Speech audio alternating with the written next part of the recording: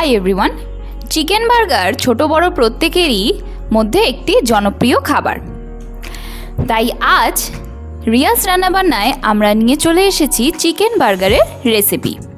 তাহলে চলুন দেখে নিই চিকেন বার্গার কিভাবে তৈরি করতে হয়। চিকেন বার্গার বানানোর জন্য এখানে আমরা নিয়েছি 4টে বার্গার বান। চিকেন বার্গার বানানোর জন্য প্রথমে আমাদের বার্গারের ভেতরে যে চিকেন প্যাটিটা থাকে সেটা রেডি করে নিতে হবে। চিকেন প্যাটিটা রেডি করার জন্য এখানে আমরা নিয়ে নিয়েছি 500 গ্রাম মতো চিকেনটাকে ব্রেস্ট পিস মানে যদি আপনারা বোনলেস নিতে পারেন সেটাই সবথেকে বেশি ভালো হয়। বোনলেস নিয়ে সেটাকে একটুখানি থেতো করে নেবেন কোনো একটা ছুরির সাহায্যে কিংবা বেলনের সাহায্যে। এরকম পাতলা পাতলা করে একটুখানি ব্রেস্ট পিসগুলোকে একটু থেতে নেবেন। ফার্স্টে আমরা অ্যাড করে নিচ্ছি 1 টেবিল স্পুন লবণ, হাফ টেবিল স্পুন গোলমরিচের গুঁড়ো,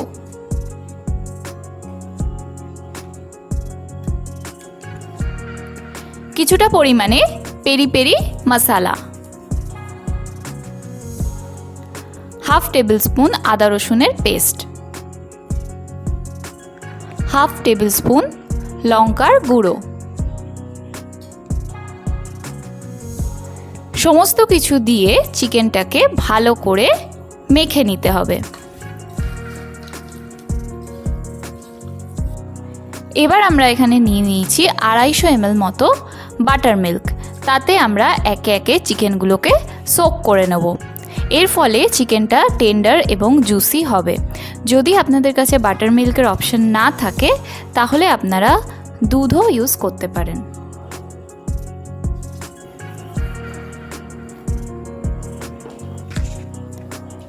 এভাবে বাটার মিল্কে চিকেনটাকে মোটামুটি আধ ঘন্টা মতো সোক করে রেখে দিতে হবে। এবারে আমরা বার্গারের যে সস বা স্প্রেডটা হয় সেটা রেডি করে নেব। তার জন্য আমরা এখানে নিয়ে নিয়েছি 4 টেবিল স্পুন মেয়োনিজ। এবার একে একে মেয়োনিজের মধ্যে আমরা অ্যাড করব 3 টেবিল স্পুন টমেটো সস,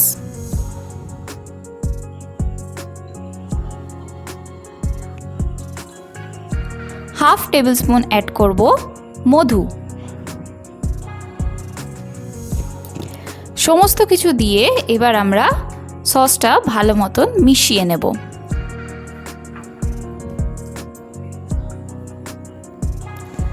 ঠিক এইভাবে বার্গারের স্প্রেডটা আমাদের রেডি করে নিতে হবে। এবারে আমরা চিকেনের ওপরে ময়দার কোটিংটা দেওয়ার জন্য সেই মিশ্রণটি রেডি করে নেব। তার জন্য আমরা নিয়ে নিয়েছি এখানে ময়দা এবং হাফ টেবিল স্পুন মতো লবণ এবং সামান্য পরিমাণে গোলমরিচের গুঁড়ো। সমস্ত কিছু দিয়ে ময়দাটা ভালো করে মিক্স করে নিতে হবে। এখানে মোটামুটি আমরা 250 মতন ময়দা নিয়েছি। চিকেনের পরিমাণ অনুযায়ী আপনারা ময়দাটা কম বেশি করতে পারেন।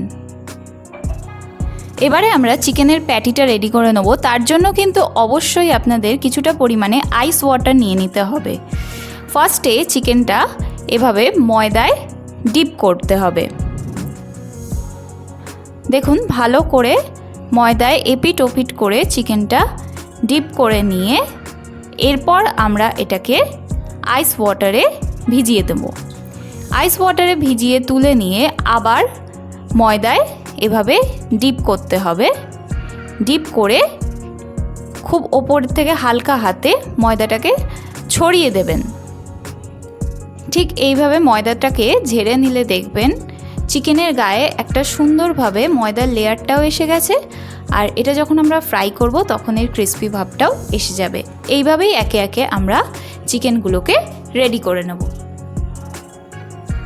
এইভাবে চিকেন প্যাটিগুলোকে ফার্স্টে রেডি করে নিতে হবে। এখানে আমরা কড়াইয়ে সাদা তেল গরম করে নিচ্ছি। তাতে আমরা একে একে প্যাটিগুলোকে ফ্রাই করে নেব। তেল গরম হলে তাতে প্যাটিগুলো ছেড়ে ডিপ ফ্রাই করে নিতে হবে। এইভাবে ফ্লেমটাকে মিডিয়ামে রেখে ভালো করে প্যাটিটা ভেজে নিতে হবে।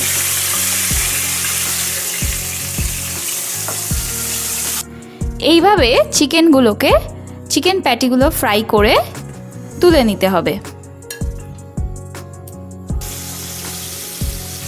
এবারে আমরা বার্গারের প্যাটিটাকে একটু সেঁকে নেব। তার জন্য একটা ফ্ল্যাট তাওয়া নিয়ে তাতে বাটারটা দিয়ে বাটারটাকে মেল্ট করে নিতে হবে। এবারে বান দুটো পরপর রেখে বানটাকে সেঁকে নিতে হবে। বানটাকে মধ্যিখান থেকে পিস করে নেবেন। এখানে আমরা দুটো বান অ্যাট এ টাইম সেঁকে নিচ্ছি। এবারে আমরা বার্গারটা রেডি করে নেব। তার জন্য প্রথমে বার্গারের বানটার ওপরে ভালো করে যে স্প্রেডটা আমরা রেডি করেছিলাম, সসের স্প্রেডটা, সেটা মাখিয়ে নিতে হবে।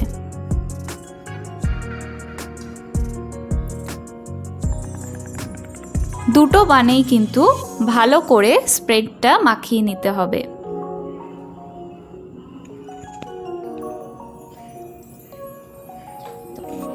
এবারে আমরা বানের ওপর দিয়ে নেব একটা লেটুস পাতার স্লাইস।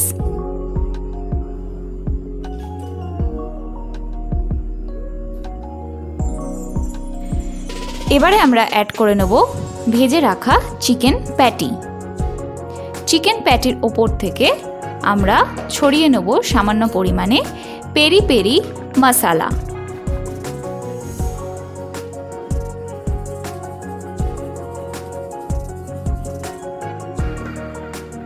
এবারে অ্যাড করব গোল করে কেটে রাখা ক্যাপসিকাম। এরপর আমরা এতে অ্যাড করে নেব রিং রিং করে কেটে রাখা পেঁয়াজ।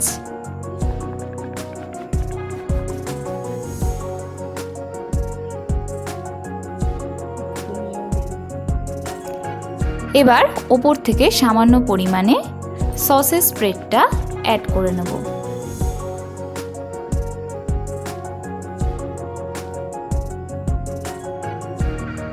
সমস্ত কিছু দিয়ে ওপর থেকে আরেকটা বান দিয়ে ভালো করে এটাকে রেডি করে নিতে হবে।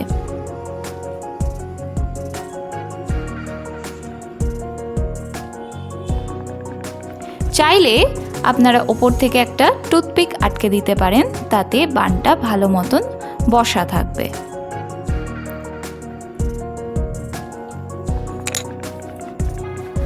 তাহলে দেখলেন রেডি হয়ে গেল আমাদের ক্রিসপি চিকেন বার্গার।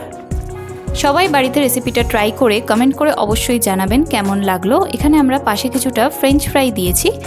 যদি আপনারা ফ্রেঞ্চ ফ্রাইয়ের রেসিপিটা চান তাহলে অবশ্যই কমেন্ট করে জানাবেন। আর ভিডিওটি যদি ভালো লেগে থাকে তাহলে অবশ্যই লাইক করবেন, কমেন্ট করবেন, শেয়ার করবেন। অবশ্যই চ্যানেলটিকে সাবস্ক্রাইব করে পাশে থাকা বেল আইকনটা প্রেস করতে ভুলবেন না। Thank you.